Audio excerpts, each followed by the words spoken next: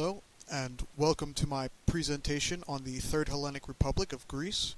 I'll begin with an overview of the history of the modern Republic of Greece, and really can be described as an ancient democracy practiced in a modern republic. So, the First Hellenic Republic began in 1822 and lasted until 1832. Essentially, it was an experimental state that followed a series of provisional governments that were in place during the Greek War of Independence. And it began with the First National Assembly of Epidavros in 1822, where the first constitution was adopted. 5 years later, at the Third National Assembly at Trizin, Count Ioannis Kapodistrias is selected as the governor of Greece for 7 years. He arrives to power in 1828 and establishes the Hellenic state officially, and the great powers of Europe convene and declare Greece a kingdom in 1832 and appoint Prince Otto of Bavaria as king of Greece, thus ending the First Hellenic Republic. Greece would remain as a monarchy for another 92 years. In 1923, the royalist faction was foiled in a coup attempt to reinstate the monarchy as the legitimate seat of government in Greece. This was following a previous coup the year earlier, which deposed the monarchists from power and instituted a more republican government in Greece. The failure of this coup forced King Constantine I to remain in exile and even give up his throne to his son George II, who assumed the kingship while in exile. In 1924, there was a plebiscite called by the government to decide the monarchy question. This would be the first of a series of major referendums where the Greek people are asked to vote on their current regime, which is why I describe this as an ancient democracy in a modern republic.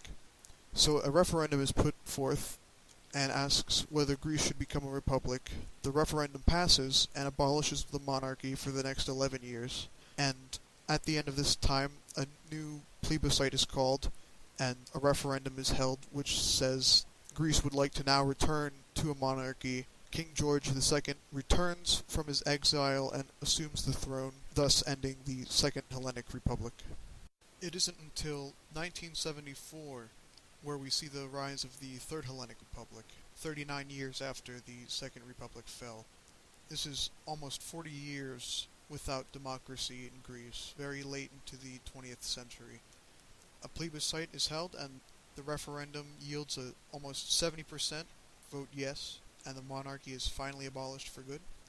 The Constitution of 1975 is established, which declares Greece a presidential parliamentary democracy, or republic. The language can be translated either way.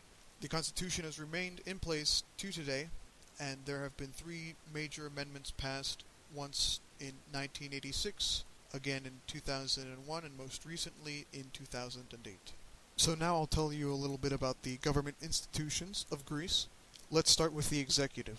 The presidency is granted a great deal of power by the Constitution of 1974, but interestingly, the presidents only played a ceremonial role, and this gap between what's on paper and what's reality was addressed in the 1986 amendments, which made the president's role ceremonial both in practice and on paper.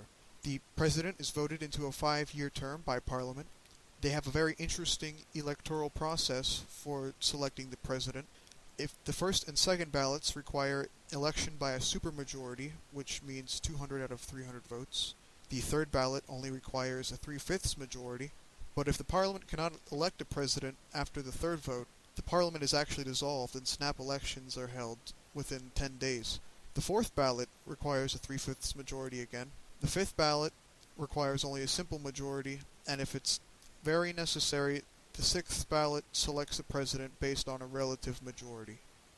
As we've seen in other countries, the Prime Minister holds the most political power. The Prime Minister is appointed by the President. However, the President is limited to whom they can appoint. The Constitution states that the President must appoint the leader of the political party with an absolute majority in Parliament.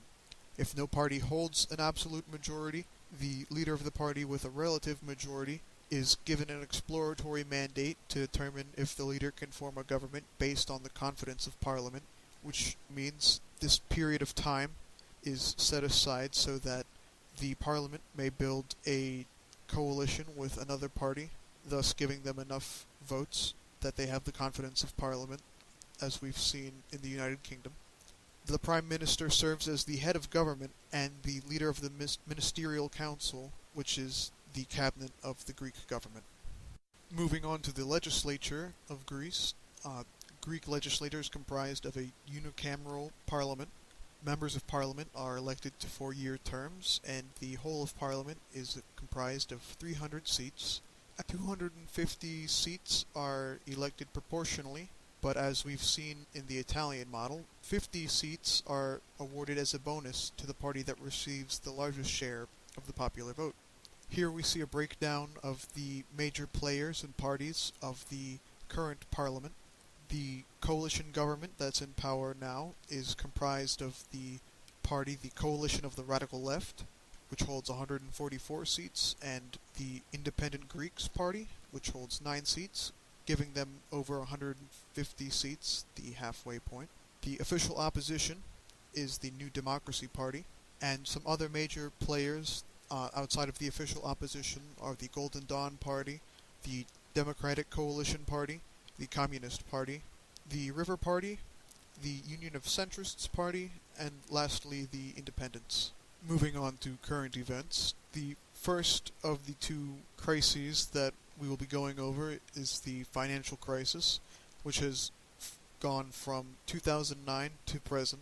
The origins of the Greek financial crisis trace back to the Great Recession of 2007 and 2008 in the United States, spelling particular disaster for the Greek government, which was mired not only in a corruption scandal, but also dubious economic practices, especially when it comes to managing spending and taxation. In 2015, we see another example of this ancient democracy in practice, as the Greek government calls for a referendum on an EU bailout deal proposed by the Juncker-led European Commission. The Greeks overwhelmingly reject this bailout in the referendum, and days later, the Greek government strikes a deal with its European creditors for a new bailout plan of €86 billion over the next 3 years. Today, Greece finds itself in the middle of its 13th austerity package to the tune of €5.4 billion in spending cuts and tax hikes as part of the agreement to its deal. Now, things have looked up for the country, but a lot of people are upset with the spending cuts and the tax hikes. However, it doesn't seem like the country has very many other options at this point, and the creditors have responded in kind, raising its credit rating from a CCC+ to a B-.